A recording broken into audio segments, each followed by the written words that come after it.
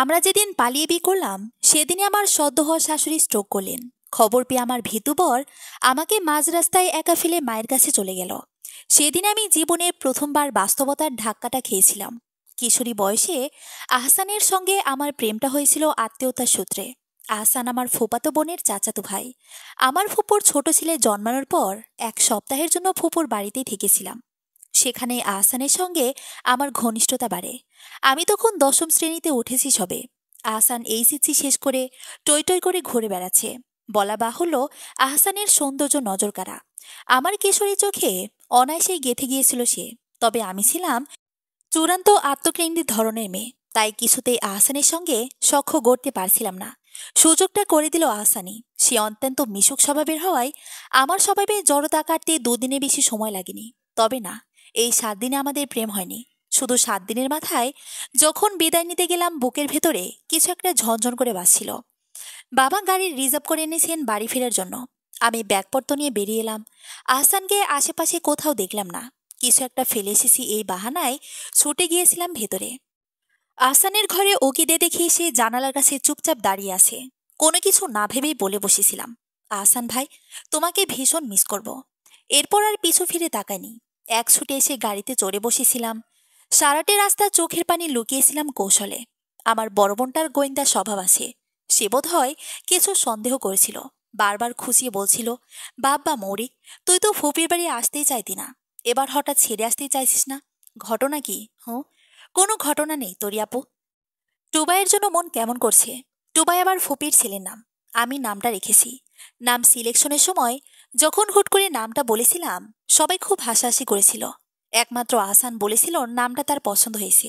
এভাবেই ছোট ছোট ব্যবহার দিয়ে আহসান আমার বোকা মনটাতে বসত গেড়েছিল। দ্বিতীয়বার আমাদের দেখা হলো প্রায় 5 মাস পরে। এই 5টি মাসের একটিরা তো এমন ছিল না যে আমি আহসানকে মনে করে ছটফট করিনি। এসএসসির আগে ফোন ব্যবহারের পারমিশন ছিল না আমার। তার চেয়েও বড় কথা, আহসানের কোনো কন্ট্যাক্ট আমার কাছে ছিল না। ফুপির কাছে মা যখন ফোন করত তখন উৎকণ্ঠ হয়ে থাকতাম আহসানের কণ্ঠ শুনতে। প্রতিবারই হতাশ হতাম। এর মাঝে আহসানের রেজাল্ট হলো। তাকে দেশে রাখবে না তার বাবা মা। আহসান বাইরে পড়তে যাওয়ার প্রস্তুতি আগে থেকেই নিচ্ছিল। কিছুদিন বাদে খবর পেলাম সে কানাডায় পড়তে যাবে। সেখানকার একটি স্বনামধন্য বিশ্ববিদ্যালয়ে চান্স পাওয়ার খুশিতে আমাদের দাওয়াত পড়ল ফুপির বাড়ি। আমার ফুপির যা, অর্থাৎ আহসানের মা ভীষণ অহংকারী ও চতুর মানুষ। শো অফ করার অভ্যাস ওনার রন্ধ্রে রন্ধ্রে। আহসানের ভালো ফলাফলও বাইরে পড়তে যাওয়াটাকে তিনি চাঁদে যাওয়ার সঙ্গে তুলনা করে বসেছেন। আহসানের সঙ্গে দেখা করার জন্য প্রতিনিয়ত ছটফট করেছি ঠিক, কিন্তু যখন শুনলাম তার দেশে থাকার সময় কম, এরপর থেকে কেন জানি একটা শূন্যতা আমায় ঘিরে রাখলো। যে আমি ফুপির বাড়ির নাম উঠলে সবচেয়ে বেশি আগ্রহ দেখাতাম, সেই আমি এবার ওদের নিমন্ত্রণে গেলাম সবচেয়ে গোমরা মুখ নিয়ে। আহসানের সঙ্গে দেখা হলো এবারে খাবার টেবিলে। তাকে দেখে বিষম খেলাম। 5 মাসের ব্যবধানে কি অপূর্বই না হয়েছে সে। মনে মনে কেন জানি ভয় কাজ করতে লাগলো। আচ্ছা, আহসান যদি আর না ফেরে, সে দেশেই প্রেম বিয়ে সেরে ফেলে, করলেও অবাক হওয়ার কিছু থাকবে না। কিন্তু গোপনে একটা হৃদয় ভাঙার যন্ত্রণা তো থাকবেই, যার সম্পর্কে সকলে অজ্ঞাত। এসব ভাবতে ভাবতে পোলাওয়ের লোকমাটা মুখে তুলে ঝরঝর করে কেঁদে ফেললাম আমি। সকলে আমার কান্না দেখে হকচকিয়ে গেল। একমাত্র আহসানকে দেখলাম আমার দিকে তাকিয়ে আলতো করে হাসলো। আমি বোধহয় সেই মুহূর্তে খুন হয়ে গিয়েছিলাম। আহসানের সঙ্গে আমার একান্তে কথা হয়েছিল সন্ধ্যায়। আহসান তার খয়েরি ঠোঁটে দুষ্ট হাসি ঝুলিয়ে বলেছিল, মৌরি, তুমি তখন কেঁদেছিলে কেন? আমি অপ্রস্তুত মুখে বলেছিলাম, কাঁদিনি তো। ঝালে চোখে পানি এসে পড়েছিল। আহসান ঝুঁকে এসে কণ্ঠ খাদে নামিয়ে বলে, ঝাল কোথায় লেগেছিল? মনে? আমি চোখ বুজে নিয়েছিলাম। চোখে পানি এসেছিল পুনরায়। এরপর অনুভূতি নিয়ে আর কোনো রাগঢাক ছিল না। সেই ক্ষণকে আমি আমার জীবনের শ্রেষ্ঠ সময় ভেবে নিয়েছিলাম। আর ধরে নিয়েছিলাম ওর থেকে দূরে থাকলে বোধহয় মরেই যাব। হাই, ভাগ্যের কি নির্মম পরিহাস! এরপর কতগুলো বছর ওকে ছাড়া দিব্যি বেঁচে আছি। আহসানের সঙ্গে আমার প্রেমের স্থায়িত্ব ছিল মাত্র 1 সপ্তাহ। ওর ফ্লাইটের আগে একটা সপ্তাহ আমি বহু কায়দা কানুন করে ফুপির বাড়িতে রয়ে গিয়েছিলাম। অপক্ক বুদ্ধি, অপক্ক অনুভূতির জোয়ারে উথাল পাতাল মন আমার। আহসানকে হারানোর ভয়ে কাটা হয়ে থাকতাম। যেন কত যুগ পুরনো প্রেম আমাদের। এমন সুরে বলতাম, তুমি তো ও দেশে গেলে আমায় ভুলেই যাবে। আহসান আমার হাত ধরে বলতো, তুমি আমার মনের মাঝেই থাকবে। ভোলার তো প্রশ্নই আসে না। আমার কেন জানি আহসানের কথা বিশ্বাস হতো না। কারণ ওর মেধা, যোগ্যতা ও রূপের প্রতি মেয়েদের দৃষ্টি সদা তীক্ষ্ণ থাকত। একদিন বড়দের আড্ডায় কথা উঠেছে। ফুপি বললেন, ছেলে দূরে পাঠাচ্ছেন ভাবি, যদি আর না ফিরে। সাদা চামড়া বিয়ে করে বসত গড়ে ও দেশে। আহসানের মা তখন আত্মবিশ্বাসের সাথে বললেন, আমার ভাইয়ের মেয়েটা আর একটু বড় হলে ধরে পাঞ্চিনি করিয়ে ফেলব। রোজা তো পরের বছরে কানাডায় যাবে। দুটিতে কাছাকাছি থাকলে আমার আর চিন্তা নেই। রোজাপো আমার চেয়ে 2 বছরের বড়, আহসান ভাইয়ের কাজিন। এই মেয়েটির প্রতি আহসান ও তার পরিবারের স্নেহ আমার মনে হুল ফোটালো। সে দেখতে সুন্দরী, উচ্চবিত্ত পরিবারের মেধাবী মেয়ে। সেই থেকে আমার মাঝে অনিশ্চয়তা কাজ করতে থাকে। নিজেকে অযোগ্য ভেবে আহসানের থেকে অভিমানে সরে যেতে চেষ্টা করি। আহসান আমার অবহেলা সহ্য করতে পারল না। সে যে আমার প্রতি লয়াল তার প্রমাণ হুট করেই দুজনেই সিদ্ধান্ত নিলাম গোপনের সম্পর্কের স্বীকৃতি দেব, যেন দূরে গেলেও একজন আরেকজনের থাকি। প্রসঙ্গত আমার বয়স তখন 16 এবং আহসানের 19। আহসানের ফ্লাইটের 7 দিন আগে আমরা লুকিয়ে বাড়ি থেকে বেরিয়ে গেলাম। বিয়ের ব্যবস্থা আহসানই করেছিল। আমি তখন আতঙ্ক উত্তেজনার ঘোরের মাঝেই ছিলাম। বিয়েটা কিভাবে হয়েছিল কিংবা আদৌ হয়েছিল কিনা ঠিক মনে করতে পারি না। শুধু মনে আছে, আহসান যখন বলল আমাদের কেউ আলাদা করতে পারবে না, তখনই বাড়ি থেকে ফোন আসে আর আহসান আমাকে একা ফেলে চলে যায়। এরপর ওর সঙ্গে আমার আর দেখা হয়নি, কথাও না। সেদিন লুকিয়ে বাড়ি থেকে বের হবার ঘটনাও কেউ জানত না। তবে সেই ঘটনার প্রভাব আমার উপর কতটা পড়েছিল তা যদি এক বাক্যে বলি, আমি এসএসসিতে ভয়ানকভাবে খারাপ ফলাফল করেছিলাম। আমার বান্ধবীরা যখন গোল্ডে নিয়ে লাফালাফি করছে, তখন আমি ঘোরের কোণে মুখ লুকিয়েই কেঁদেছি। বাবা মায়ের বকা শুনেছি। সেই ধাক্কার পর থেকেই নিজেকে পরিবর্তনের তাগিদ অনুভব করি। আবেগের পায়ে বেরি পরিয়ে দিই। তারপর তারপর পেরিয়ে গেল 5টি বছর। কলেজ জীবন পেরিয়ে বিশ্ববিদ্যালয়ের শেষ প্রান্তে পৌঁছে গেছি। জীবনে অনেক বেশি সিরিয়াস, আত্মবিশ্বাসী, যোগ্যতা সম্পন্ন একজন নারী। রূপের দিক থেকেও নেহাত তুচ্ছ কেউ নয়। স্বপ্ন জয়ের পথে এগিয়ে চলেছি দুর্বার গতিতে। আমার জীবনের কোথাও যখন অতীতের বিন্দুমাত্র ছায়া নেই, ঠিক তখনই পুনরায় একটা ঝড় উঠল। ঝড়টা উঠল আমার মাঝে। বহুদিন বাদে আবারও সে নাম আমায় ধাক্কা দিল, আহসান মুকিত। আর 5টা দিনের মতো ভার্সিটি থেকে ফিরে দেখতে পেলাম তরিয়াপু ভীষণ যত্ন নিয়ে সাজছে। তরিয়াপুর সাজ দেখে অবাক হওয়ার কিছু নেই। আমার আপুটা ভীষণ সুন্দরী, নিজেকে সাজিয়ে গুছিয়ে রাখতে পছন্দ করে। তাই প্রথমে সেভাবে পাত্তা দিনি। কিন্তু রান্নাঘর থেকে খাবারের সুঘ্রাণ পেয়ে কৌতূহলে প্রশ্ন করলাম, আজ বিশেষ কিছু আছে নাকি? মা তখন ব্যস্ত সুরে বলল, তরিকে দেখতে আসবে। সকালে তার ফুপু হঠাৎ ফোন দিয়ে জানালো, অল্প সময়ে যা পারছি তাই ব্যবস্থা করেছি। কোথা থেকে আসবে? ছেলে কি করে? তোর ফুপুর ঘরের মানুষ। আহসানকে মনে আছে? সে এবার দেশে এসেছে বিয়ে করতে। তার জন্যই তরিকে চেয়েছে ওরা। জবাবে আমি স্তব্ধ হয়ে দাঁড়িয়ে রইলাম। আহসান মুকিত, এত কিছুর পরে কোন মুখে আমার বোনের দিকে নজর গেল তোমার? তরিয়াপো আমার চেয়ে 2 বছরের বড়। আমাদের স্বভাবে মিল খুব সামান্যই। তরিয়াপু চঞ্চল, আমি চঞ্চল না হলেও একেবারে ধীর স্থির নই, যাকে বলে প্রয়োজন বুঝে ব্যবহার করা। তরিয়াপু দেখতে অতিশয় সুন্দরী, মেধাবী, আধুনিকা। মাস্টার্স শেষ করে সরকারি চাকরির চেষ্টা করছে। আপুকে নিয়ে বাবা মায়ের অনেক বেশি আকাঙ্ক্ষা। আমি গড়পড়তা সাদামাটা মেয়ে, আমাকে নিয়ে খুব বেশি আকাঙ্ক্ষা বাবা মায়ের মাঝে দেখা যায় না। এসএসসিতে ভয়ানক বাজে ফলাফল করে আমি তাদের সকল আশাকে অঙ্কুরেই নৈরাশ্যে রূপান্তরিত করেছিলাম। এরপর যতই ভালো করার চেষ্টা করেছি, আমার চেষ্টাটা আপুকে ছাপিয়ে কারো নজর কাটতে পারিনি। বিয়ের ক্ষেত্রে তরিয়াপুর চাহিদার লিস্ট ছিল রেলগাড়ির মতো। ফলে এর আগে বহু সম্বন্ধ আসলেও কোনোটাতে তার মন বসেনি। এবার চিত্র ভিন্ন। আপুর হট পিঙ্ক লিপস্টিক মাখা ঠোঁটের হাসিটাই বলে দিচ্ছে পাত্রকে নিয়ে তার বেজায় আগ্রহ। কিন্তু আমার মনে যে বেজায় সংশয়, যে পুরুষের যোগ্যতার গুণে সকলে ধনী ধনী করছে, তার মেরুদণ্ডহীন রূপটা তো অল্প বয়সেই দেখা হয়ে গেছে আমারই বোনের সঙ্গে। তাকে আমি কিভাবে মেনে নেই? তবুও বিবেকের তীব্র উপস্থিতির এক ফাঁকে যতক্ষণ পর্যন্ত সামান্য পরিমাণে আবেগ তাজা ছিল, ততক্ষণ ভাবলাম অল্প বয়সের খামখেয়ালিপনায় দুজনেই ভুল করেছি। আহসান হয়তো পরপর ঘটনার আকস্মিকতায় ভয় পেয়ে গিয়েছিল, কিংবা বিয়ে করার সিদ্ধান্তটাই হটকারিতাই ছিল। পরবর্তীতে যখন ভয় কেটে যাবে অন্তত আমার সঙ্গে যোগাযোগ করবে। ভুল শুধরে একে অপরের সঙ্গে সম্পর্কে ইতি টানা কিংবা ভালোবাসার প্রতিশ্রুতি বজায় রাখা কিছু তো একটা করবে। কিন্তু দিনের পর দিন কেটে গেল। বাস্তবে তীব্র পেশনে আমার মূর্খ আবেগটা মিলিয়ে গেল যেন। আর আছে আহসান, কিনা চূড়ান্ত নির্লজ্জের মতো আমারই বড় বোনকে দেখতে আসে। একবার ভাবলাম আপুকে সব বলে দিই, কিন্তু আপু যদি বিশ্বাস না করে? প্রমাণ যে নেই। তাছাড়া আহসানে যে ঘটনা অস্বীকার করবে না তার কি নিশ্চয়তা? নিজেকে হেয় করার সাধ জাগলো না মনে। কিন্তু এই বিয়ে হতে দেব না আমি। আহসানের মুখোমুখি হওয়ার প্রয়োজন অনুভব করলাম। দাঁতে দাঁত চিপে অপেক্ষায় থাকলাম আহসানের দেখা পেতে। বিকেল 4টে বাজে তখন। আমি সদ্য গোসল করে মাথায় গামছা পেঁচিয়ে নিচতলায় হাঁটাহাঁটি করছি। মা বলেছে বসার ঘরটা পরিপাটি করে রাখতে। আমি নামমাত্র গোছানোর ভান করছিলাম। তখনই কলিং বেল বাজলো। দৌড়ে গিয়ে দরজা খুলতে দেখলাম ফুপিরা এসে হাজির। এসেছে সব মেয়েমহল। আমাকে নিরাশ করে স্বয়ং পাত্রই অনুপস্থিত। ফুপি আমাকে জড়িয়ে ধরে আতলুপ সুরে বলল, তোকে কতদিন বাদে দেখলাম রে মৌরি। ছোটবেলায় ফুপির বাড়ি ছাড়া কিছুই বুঝতি না, আর এখন তোর দেখাই পাওয়া যায় না। টুবাই কত কান্নাকাটি করে তোর জন্য, তাও যাস না। কিসের তো ব্যস্ততা তোর? আমি টুবাইকে আদর করার বাহানায় কথায় এড়াবার চেষ্টা করলাম। তাতে পাত্তা না দিয়ে ফুপি আবার বলল, ফুপির প্রতি মায়া কম তাই যাস না। বোনের শ্বশুরবাড়ি হলে ঠিকই যাবি। বিয়ে কি ঠিক করে ফেলেছ নাকি? জিজ্ঞেস করলাম আমি। ফুপি বলল, দুই পক্ষের অপছন্দের কিছু আছে নাকি? পাত্রপাত্রী দুটিকেই আমি চিনি, সুতরাং বিয়ে হবে নিশ্চিত থাক। কিন্তু আমি তো শুনেছিলাম আহসান ভাইয়ার কাজিন রোজার সঙ্গে বিয়েটি হবে, হলো না কেন? প্রশ্ন করার সঙ্গে সঙ্গে খেয়াল করলাম আহসানের মায়ের মুখটা কালো হয়ে গেছে। তিনি এসে থেকে আমাকে অদ্ভুত চোখে দেখছেন খেয়াল করেছি। ফুপিও দেখলাম কৌশলে প্রসঙ্গ এড়ালেন। ওসব ছোটবেলায় বাবা মায়েরা অনেক কিছুই ঠিক করে, সন্তান বড় হতে হতে পরিস্থিতিও বদলে যায়। কিন্তু আমি যে তাতে দমে যাওয়ার পাত্রী নই। আমার আপুর জীবন এখানে জড়িয়ে যাচ্ছে, তাই এমন ব্যক্তির সাথে যার সাথে আমি অতীতে জড়িয়ে গেছি। আমি জানি না অতীতে আমাদের বিয়েটা আদৌ সঠিক পন্থায় হয়েছিল কিনা। যদি না হয়ে থাকে, এমন এক চিটারের সঙ্গে আপুর বিয়ে আমি কিছুতেই হতে দেব না। কিন্তু নাটের গুরু কই? জিজ্ঞেস করলাম। তা আমার হবু দুলাভাই কোথায়?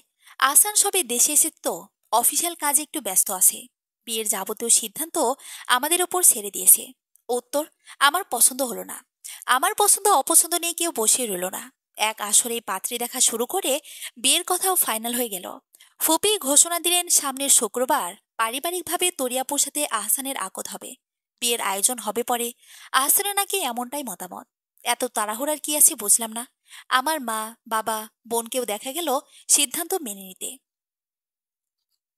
অসহায়তায় চোখে পানি চলে এলো আমার।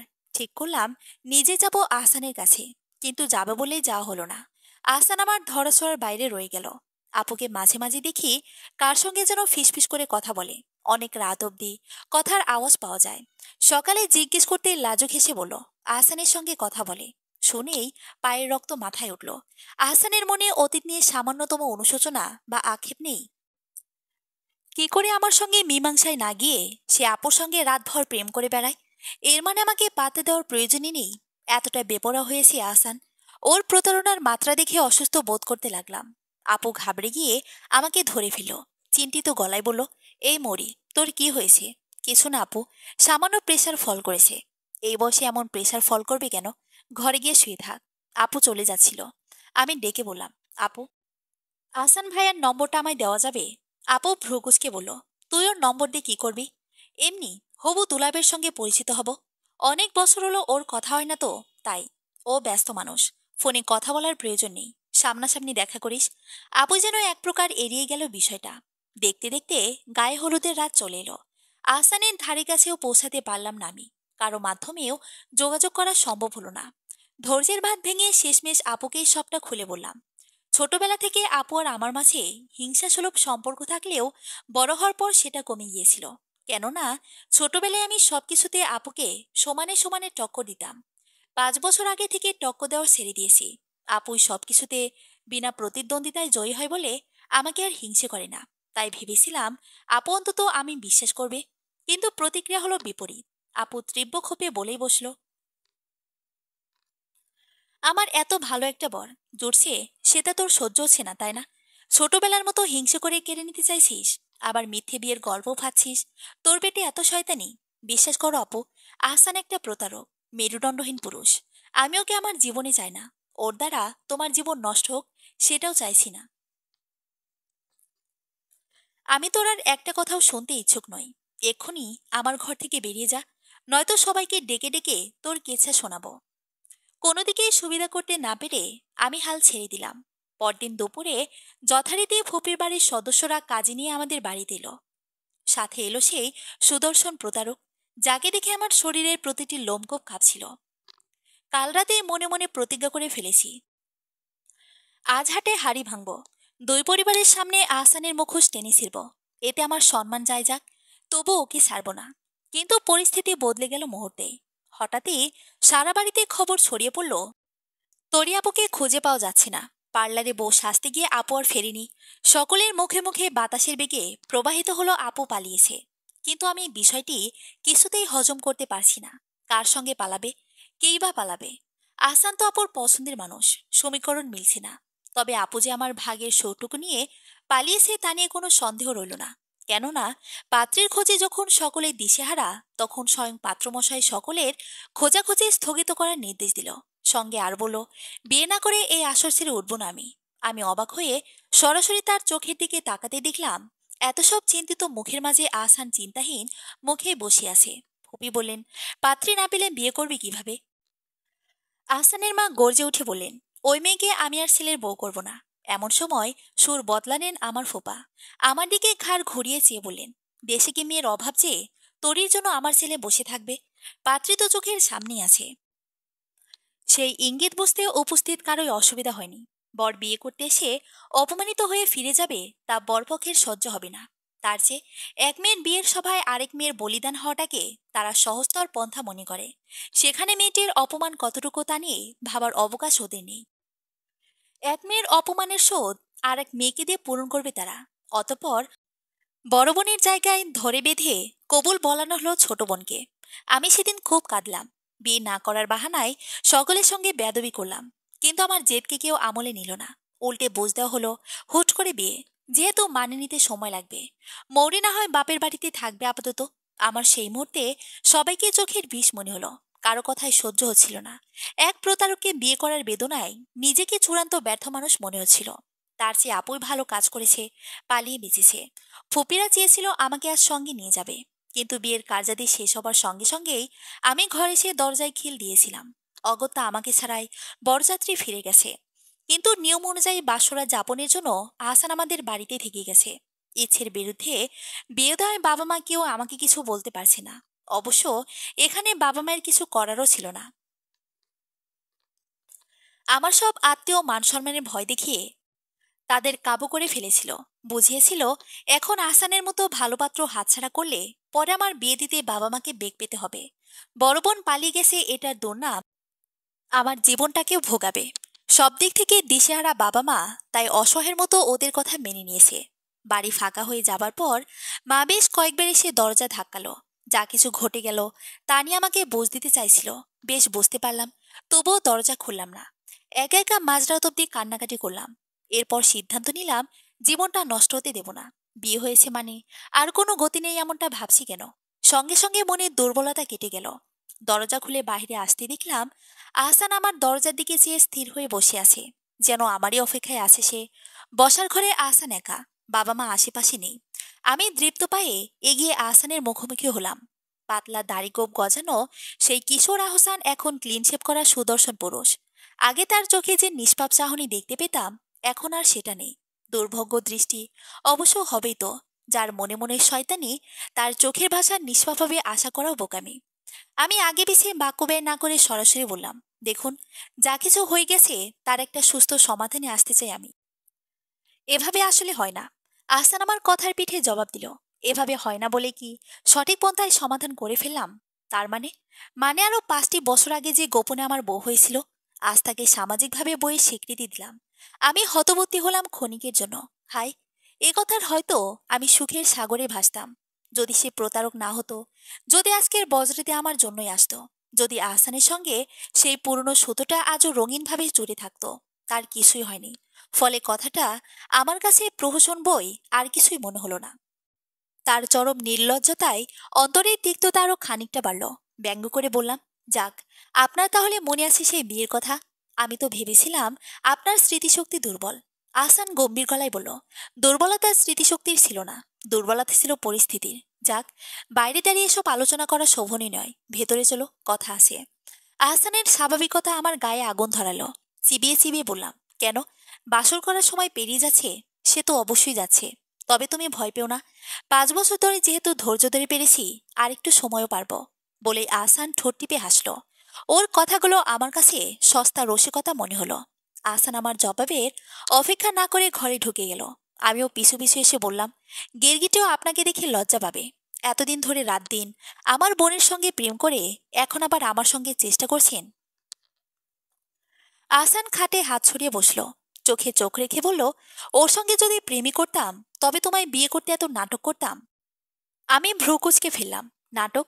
আবার কিসের গল্প ভাবছেন? আহসান উঠে এসে মুখোমুখি দাঁড়ালো। আমার একটা হাত ধরে বলল, নাটক করার মানুষ আমি নই মৌরি। হাত সরিয়ে থমকে উঠলাম আমি। আরে চিনি চিনি, কে কতটা নাটক করতে পারে সব চেনা হয়ে গেছে আমার। তুমি কিছু চেনো না, জানো না মৌরি। তোমাকে বোঝাতে পারবো না বলেই আগে দেখা করার রিস্ক নিতে চাইনি। ও আচ্ছা, তাই বুঝি আমাকে পাওয়ার শখে আমার বোনকে বিয়ে করতে গিয়েছিলেন? ভেবেছিলেন বড় মেয়েটাকে পেলে ছোটটাকে ফ্রিতে মিলবে? আমার উত্তেজিত স্বরে বিপরীতে আহসান শান্ত গলায় বলল, আমি তোর জন্য প্রস্তাব পাঠাইনি। দেশে ফেরার আগেই তোমার কথা বলে রেখেছিলাম, কিন্তু আমার পরিবার ব্যাপারটা গোলমাল করে ফেলেছে। তোমার জায়গায় তরিকে ভেবে নিয়েছে। অবশ্যই এখানে দোষটা আমার পরিবারেও না, তাদের ভুলটা বোঝানো হয়েছে। আমি কিছুতেই আহসানের কথা মানতে চাইলাম না। একের পর এক প্রশ্ন ছুড়তে লাগলাম। এখন ওটা নিশ্চয়ই বলবেন না যে বিয়ের একদিন আগেও জানতে পারেননি পাত্রীরা তরিয়াপো? তখন কেন প্রতিবাদ করেননি? আর ধরে নিলাম জানতেনই না। তবুও আপনি ভাবলেন কি করে 5 বছর পরে সে উদয় হলেই আমি আপনাকে মেনে নেব? আহসান গভীর চোখে চেয়ে বলল, তার জন্য তোমাকে শুরু থেকে সবটা জানতে হবে। শুনবে? এরপর আমার সামনে উন্মোচিত হলো এক অজানা গল্প, যা আমার কল্পনার বাহিরে ছিল। আমি যেদিন আবেগের বর্ষবর্তী হয়ে তোমায় বিয়ে করতে চাইলাম, সেদিনের মতো ভয় আর কোনোদিন পাইনি। হুট করে সিদ্ধান্তটা নিয়েই মনে হয়েছিল কাজটা ঠিক হচ্ছে না। আমাদের বয়সটা পরিণত না, আর না তোমাকে আগলে রাখার যোগ্যতাটুকু রয়েছে। সদ্য এইচএসসি পাশ করে বাইরে পড়তে যাওয়ার প্রস্তুতি নেওয়া ছেলের বিচক্ষণতা আর কতটুকুই বা মজবুত। একবার ভাবলাম কথা ফিরে নেই, তারপর আবার তোমাকে হারানোর ভয়। আর তোমার সামনে নিজেকে ভীতু প্রমাণ করতে চাইনি বলে দুঃসাহটা করেই বসলাম। অল্প বয়সের আবেগ বলো আর ভালোবাসা বলো, আমি সত্যি তোমায় সারা জীবনের জন্য নিজের করে চেয়েছিলাম। কিন্তু আমার জন্য আরো বড় একটা ধাক্কা তখন অপেক্ষা করেছিল বুঝতে পারিনি। কাজীকে ঘুষি দিয়ে বিয়ে সেরে ফেলার পরপরই জানতে পারলাম মা স্ট্রোক করেছে। স্ট্রোক করার কারণ আমার বাবা। অফিসের এক কলিগের সঙ্গে ওনার ঘনিষ্ঠতার প্রমাণ এসেছে মায়ের কাছে, যা তিনি সহ্য করতে পারেননি। ছেলে হিসেবে আমিও পারিনি। একদিকে বাবার অধপতন, অন্যদিকে মায়ের মুমূর্ষু অবস্থা। আমার মাথা কাজ করছিল না। তাই তোমাকে রেখেই হাসপাতালে চলে যায়। বন্ধুকে বলেছিলাম তোমায় বাড়ি পৌঁছে দিতে, কিন্তু তুমি আমায় ভুল বুঝে একাই চলে গিয়েছিলে। মায়ের একমাত্র সন্তান আমি। বাবার প্রতারণার পর আমাকে অবলম্বন করেছিল মা। তখন যদি তোমার সঙ্গে আমার গোপন বিয়ের খবর প্রকাশে আসতো, তাহলে হয়তো আরেকটা ধাক্কায় ওনাকে আমি বাঁচাতে পারতাম না। তাই ভয়ে কিছুদিন তোমার সঙ্গে যোগাযোগ করিনি। পাশে মা সন্দেহ করে, পাশে কিছু প্রকাশ পেয়ে যায়। তাছাড়া তখন মাকে নিয়ে ছোটাছুটি ও বাবার সঙ্গে সমঝোতায় আমার মানসিক পরিস্থিতিও ছিল না। তোমার সঙ্গে দুটো কথা বলে নিজের মনের অবস্থা জানাই। আমার সেটুকু বোধও ছিল না। তারপরও 1 সপ্তাহ বাদে আমার ফ্লাইট। সব দিক থেকে কোণঠাসা হয়ে পড়েছিলাম। বাবার গোপন অন্যায়টি আমি আর মা গোপনে রেখেছিলাম। এমনকি একই বাড়িতে থাকা বাকি সদস্যরাও বুঝতে পারেনি। ভেবেছে আমি চলে যাব বলে মা মানসিকভাবে ভেঙে পড়েছে। বাবা আমাদের কাছে ক্ষমা চেয়েছিল, নিজেকে শুধরেও নিয়েছিল। তবে আগের সেই সম্মানটা আর ফেরত দিতে পারিনি। বিদেশের মাটিতে পাড়ে খেয়ে আমি একটু স্বস্তি পেয়েছিলাম। অবকাশ পেয়েছিলাম তোমায় নিয়ে ভাবার। তোমার কাছে ফোন ছিল না, ছিল না সোশ্যাল অ্যাকাউন্ট। কাকিকে ফোন দিয়ে মাঝে মাঝে ইনিয়ে বিনিয়ে তোমার কথা জানতে চাইতাম। কাকি বলতো তুমি নাকি অনেকটা বদলে গেছো। বদলটাও কেমন তা বলতো না। এরপর বহু প্রতিষ্ঠার পর তোমার বড় বোন অর্থাৎ তরির সঙ্গে যোগাযোগ করতে পারলাম। সোশ্যাল মিডিয়ায় আমাদের প্রায়ই কথা হতো। আমি তরিকে জানিয়েছিলাম তোমায় ভালোবাসি, তুমিও আমায় ভালোবাসো। কিন্তু তরি সেটা ভালোভাবে নেয়নি। তোমার সঙ্গে কথা বলার জন্য অনেক রিকোয়েস্ট করতাম। তরি শুরুতে শুরুতে বলতো তুমি ব্যস্ত, তুমি ঘুমিয়েছো। এরপর থেকে বলতে লাগলো তুমি নাকি আমার সঙ্গে কথা বলতে চাও না, আমাকে ভুলে যেতে চাও। আমি নাকি তোমার করা আবেগের ভুল। এমনকি একটি ছেলের সঙ্গে তোমার ছবি দেখিয়ে বলেছিল তুমি মুভ অন করেছো। ছেলেটি তোমার সহপাঠী বন্ধু ছিল। আমি শুরুতে বিশ্বাস করতে চাইতাম না, কিন্তু অন্য ছেলের সঙ্গে দেখলে মাথা ঠিক থাকতো না। রেগে মেগে আর তোমার খোঁজ নিতাম না। নিজেকে বোঝাতাম ওটা আমারও আবেগের ভুল ছিল। সময় যেতে লাগলো, কিন্তু তোমাকে আমি ভুলতে পারতাম না। দূরদেশে একাকী তোমায় ভাবতে ভাবতে দিন যেন অনুভূতি আরো তীব্রতর হয়। তরি কিন্তু আমাকে নিয়মিত মেসেজ করত। আমার প্রতি ওর আকর্ষণ ছিল, সেটা বেশ বুঝতে পারতাম। পাত্তা দিতাম না। আমার আগ্রহ ছিল তুমি কি করছো না করছো সেসবের প্রতি। একসময় সত্যি আবিষ্কার করলাম আমার প্রতি তোমার কোনো আগ্রহ নেই। খুব জেদ হতো তখন। দূরদেশে আমি একা পড়ে পড়ে তোমার জন্য তরপাচ্ছি, আর তুমি আমায় ভুলে বিন্দাস উড়ছো। এদিকে আমার মা কাজিন রোজার সঙ্গে আমার একটা স্থায়ী সম্পর্ক তৈরির প্রতি আগ্রহ দেখাচ্ছিল। তোমার প্রতি জেদ ধরে সেটাতে রাজিও হলাম। শেষে দেখা গেল রোজা তার ব্রিটিশ বয়ফ্রেন্ডের সাথে লিভিং রিলেশনশিপে আছে। আমাদের সংস্কারবদ্ধ মন পাশ্চাত্যের এই সংস্কৃতিকে গ্রহণ করতে ব্যর্থ। সুতরাং পাত্রী বাতিল। আবার আমার মন মস্তিষ্কে তুমি গেঁথে রইলে। কিন্তু সেটা জেদ হয়ে তোমায় আমি স্টক করতাম নিয়মিত। যেটা বাড়তো বই কমতো না। কি করে আমায় ভুলে যেতে পারলে তুমি? মা বিয়ের জন্য এবার জোরাজোরি শুরু করলে আমি নিজের এগোটা সাইডে রেখে তোমার সম্পর্কে আরেকটু স্টাডি করলাম। জানতে পারলাম তুমি কোনো রিলেশনশিপে নেই। নিজেকে বোঝালাম আমায় হয়তো ভুলে গেছো, কিন্তু অন্যের তো হওনি। আমি না হয় দেখি শেষ চেষ্টা করে। তখনই তোমার ফুপি অর্থাৎ আমার কাকিকে জানালাম তার ভাইয়ের ছোট মেয়েকে বিয়ে করব। কিন্তু এখানে কাকিকে ভুল বোঝালো তরি। কাকি যখন বলল ভাইয়ের মেয়ে বউ করবে, তখন তরি নাকি আগ বাড়িয়ে বলেছে তার সঙ্গে আমার 5 বছর ধরে নিয়মিত যোগাযোগ। আমি ওর খোঁজ খবর নেই। মৌরির সম্বন্ধে নাকি আগ্রহ নেই আমার। তখন কাকি ধরে নিল তরিকে আমি চেয়েছি। হয়তো বলতে বা শুনতে ভুল হয়েছে। বিয়েটা অল্প সময়ে সারতে চেয়েছিলাম, এবং তোমার সঙ্গে আগেভাগে দেখা করতে চাইনি, কারণ আমার ইচ্ছে ছিল সামাজিক স্বীকৃতি দেওয়ার পরই তোমার কাছে অতীত নিয়ে কৈফিয়ত চাইব, বা নিজের দিক থেকেও দেব, যেন তুমি খোঁটা দিয়ে আগের সম্পর্কটা অস্বীকার করতে না পারো। এদিকে আমার অনুপস্থিতিতে বিয়ে ঠিক হয়ে গেল তরির সঙ্গে। সেদিন আমি জানতে পারি সবটা। প্রথমে তরিকেও ফোন করেছিলাম এই কাজটা কেন করলো জানতে। তরি এনিয়ে বিনিয়ে বলতে লাগলো সে আমায় পছন্দ করে এবং মৌরির চরিত্রে সমস্যা আছে ইত্যাদি। আমার খটকা লাগে তখন।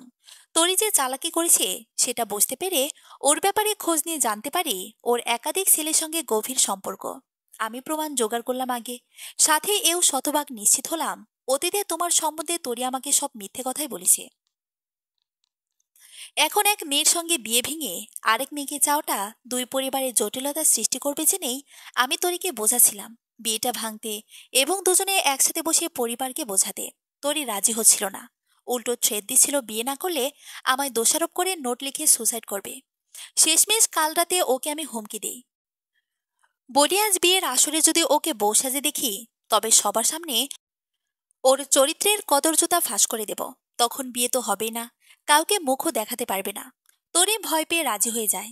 বিনিময়ে মোটা একটা অ্যামাউন্টও দাবি করে। আমি তোমার বাড়িতে আসার আগে ওকে অ্যামাউন্টটা দিয়ে এসেছি। কাকাকে আগেভাগে সব জানিয়েছিলাম, যেন তরি পালিয়েছে শুনে উনি পরিস্থিতি নিয়ন্ত্রণে আনতে পারেন। আর আমি জানতাম আজ রাতে এই মুহূর্তটা আমার জীবনে আসবে। সমস্ত ভুল বোঝাবুঝির অবসান ঘটবে। সবটা শুনে আমি স্তব্ধ হয়ে বসে রইলাম। তৎক্ষণাৎ কোনো প্রতিক্রিয়া খুঁজে পাচ্ছিলাম না। আহসান কথা শেষ করে হাঁপিয়ে উঠল। আমার হাতটা পরম আদরে টেনে নিয়ে বলল, তোমাকে আমি আজও ভালোবাসি মৌরিফুল। তখনই দরজায় সজোরে করাঘাত পড়তে লাগলো। ছুটে গিয়ে দরজা খুলতেই মা বললেন পাশের অঞ্চলে ব্রিজের নিচে এক নারীর মৃতদেহ পাওয়া গেছে। মর্দের সঙ্গে থাকা ফোন থেকেই মাত্র কল করে সে খবর জানানো হয়েছে। কথাটা বলেই মা তরিয়াপুর নাম করতে করতে জ্ঞান হারালেন। চাঞ্চল্যের ঝড়ো হাওয়ায় বিধ্বস্ত আমরা রাত 3টায় পৌঁছেছিলাম সেই ব্রিজের কাছে, কিন্তু গিয়ে কাউকে পাইনি। যে লোক ফোন করেছিল তাকে পুনরায় কল করা হলে জানালো পুলিশ এসে লাশ নিয়ে মর্গে গেছে। বাবা মায়ের শক্তি কিংবা মনোবল ছিল না ছোটাছুটি করার। তাদের বাড়িতে রেখে আমি আর হাসান বেরিয়ে যায় মর্গের উদ্দেশ্যে। যাওয়ার আগে বারবার বলছিলাম আমার বোনের কিছু হলে সেই দ্বার আপনি এড়াতে পারবেন না আহসান। আহসান আমার অভিযোগের বিপরীতে কিছু বলতে পারেনি। আমরা মর্গে গেলাম 3:45টার দিকে। আহসান কার কার সঙ্গে যেন যোগাযোগ করলো। এরপর একজন দায়িত্বরত পুলিশের উপস্থিতিতে আমরা মর্গে প্রবেশ করলাম। গা গোলানো গন্ধ স্বল্প আলোয় মর্গে 3টে লাশ দেখতে পেলাম। 1 ঘন্টা আগে আনা লাশটার সাদা কাপড়টা সরাতে ভয়ে চিৎকার করে উঠলাম আমি। কি বীভৎস করে মেরেছে, মুখটা পর্যন্ত চেনা যাচ্ছে না। মুখ চেপে বাইরে এসে বমি করে ফেললাম। আহসান আমার মাথা চেপে ধরেছিল তখন। নিজের ওপর নিয়ন্ত্রণ এনে দায়িত্বরত পুলিশের এসআইকে জানালাম উনি আমার আপন নন। Are you sure? হ্যাঁ। কারণ গতকাল বিয়ে উপলক্ষে আপু 2 হাত ভরে মেহেদি পরেছিল। এই লাশের হাতে কোনো মেহেদি নেই। আমার কথায় আহসানের জন্য অভিযোগের দায় থেকে সাময়িক মুক্তি পেয়ে হাঁপ ছেড়ে বেঁচেছিল। এসআইকে উদ্দেশ্য করে বলল, উনি কিভাবে মারা গেছেন কিছু জানা গেছে? এসআই বললেন, অবস্থা তো দেখলেনি, মুখটাকে এসিডে ঝলসে দেওয়া হয়েছে, বাকিটা ময়না তদন্তের পর জানা যাবে। আহসান জোর দিয়ে বলল, আপনারা এই বেয়ারিশ লাশটার ব্যাপারে তদন্ত করুন। লাশের সঙ্গে যেহেতু তরির ফোন পাওয়া গেছে, তার মানে মেয়েটির সঙ্গে কোনো না কোনোভাবে তরির যোগসূত্র আছে। আহসানের কথায় আমি চমকে উঠলাম। সবকিছু ধাঁধা লাগছিল। আহসান আমার হাতটা ধরে বলল, তরির খোঁজ বের করা যাবে। এখন বাড়ি গিয়ে বাবা মাকে খবরটা জানাতে হবে। ওনারা হয়তো অতিরিক্ত চিন্তায় অসুস্থ হয়ে পড়েছেন। তরিয়াপুর লাপাত্তা হয় পৃথিবীর কোথাও কিছু থেমে থাকেনি। সব রোজকার নিয়মে চলছে। শুধু থমকে গেছে বাবা মায়ের হাসি এবং আমার আর আহসানের সম্পর্কটা। আমাকে বাড়ি পৌঁছে দিয়ে আহসান সকালেই নিজের বাড়ি চলে গিয়েছিল। এরপর প্রতিদিনই একবার করে আসে, আমাদের খোঁজ নেয়, বাবা মাকে আশ্বাস দিয়ে বলে তরির খবর জোগাড় করে আনবে। কিন্তু রাতে এখানে থাকে না, আমিও থাকতে বলি না। ফুপি বারবার আমাকে শ্বশুরবাড়ি যাওয়ার জন্য বললেও আহসান এ নিয়ে কিছু বলে না।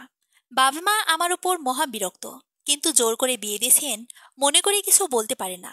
আহসান যে প্রতিদিন এসে শুধু খোঁজ খবর নিয়ে চলে যায় তা নয়। আজ বিকেলে কথায় বলা যাক। দুপুরে খেয়ে দিয়ে ভাত ঘুম দিয়েছি। ঘুম ভাঙতে দেখি আহসান আমার পায়ের কাছে বসা। ওর একটা হাত আমার পায়ের আঙ্গুল ধরে আস্তে আস্তে টানছে। আমার ঘুম ভেঙে লাফিয়ে উঠতে এসে হেসে বলল, 5 বছরে তোমার ঘুমের ধরন একটুও বদলায়নি দেখছি, এখনো হাঁ করে ঘুমাও।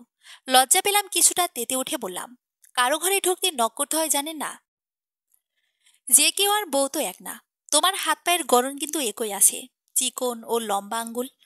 উজ্জ্বল ত্বকে বড় বড় পশমগুলো আরো সুন্দর দেখাচ্ছে। আমি তড়িঘড়ি আঁটুর কাছে উঠে আসা পায়জামাটা নামিয়ে নিলাম। এই লোককে আমার ঘুমের সুযোগে এভাবে খুঁটিয়ে খুঁটিয়ে দেখেছে। আড়ষ্ঠায় জড়িয়ে গেল সত্তা। গম্ভীর গলায় বললাম, নজর হেফাজত করুন। করব, অন্য মেয়েদের বেলায়।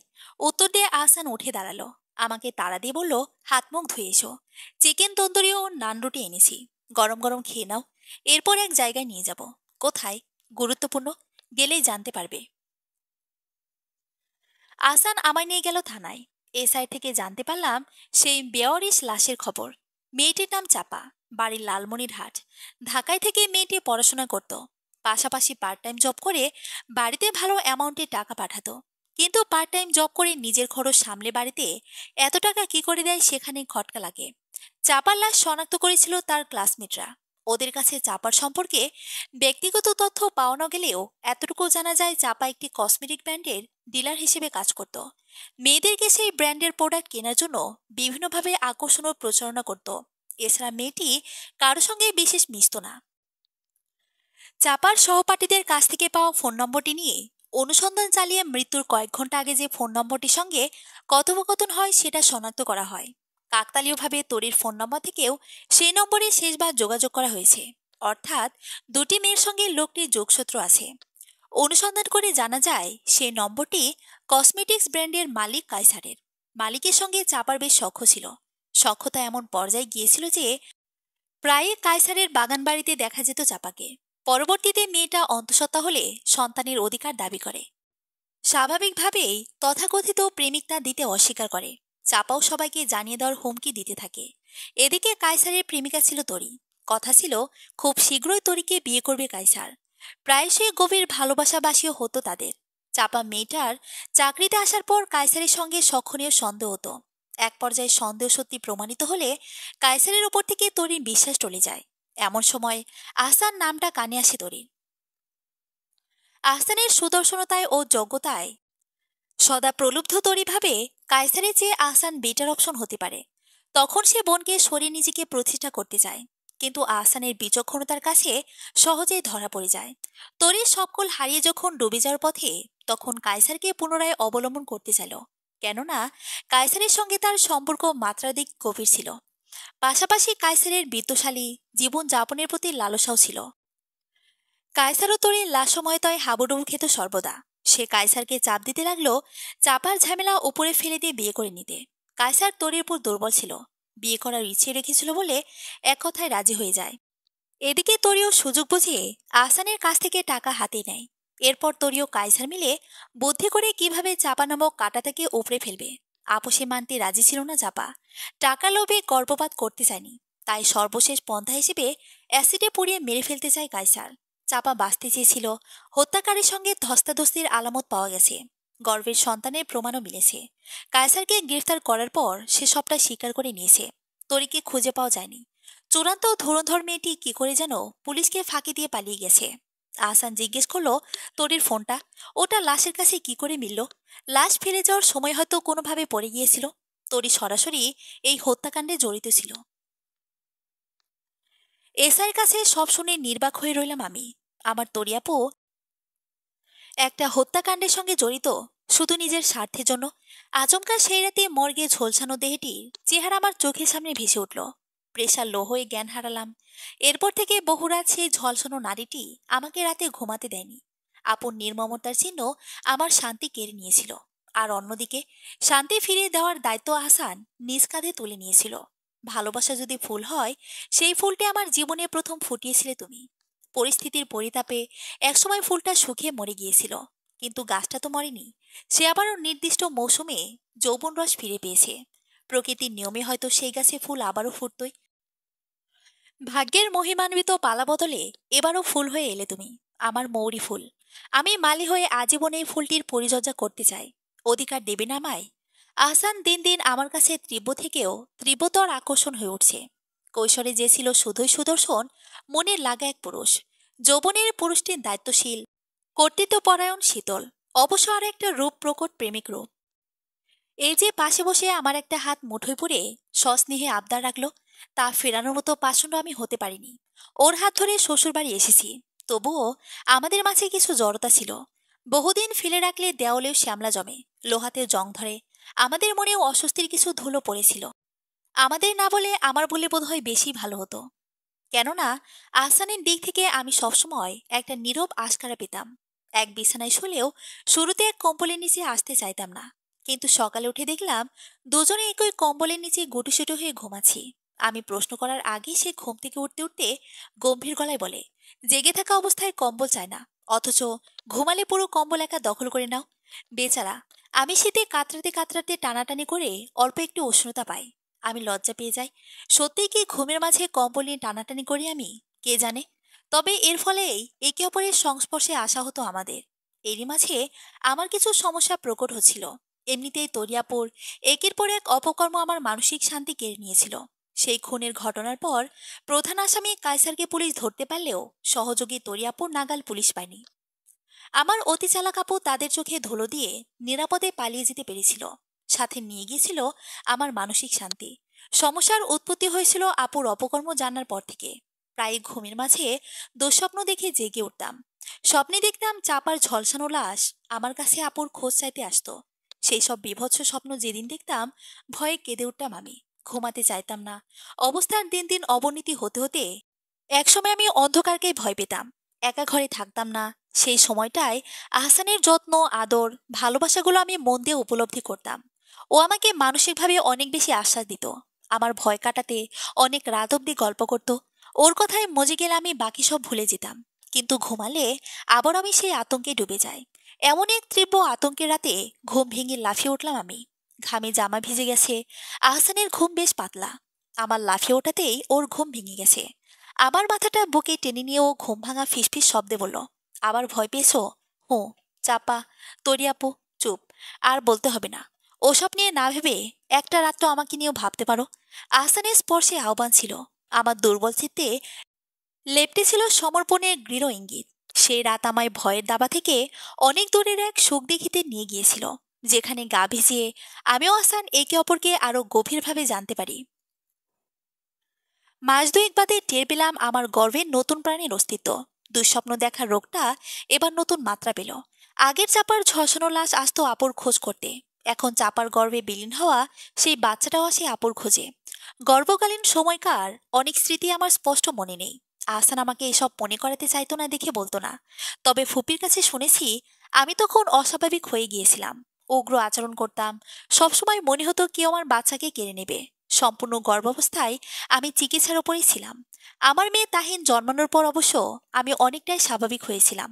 এরপর আহসান আর দেশে থাকতে চাইল না।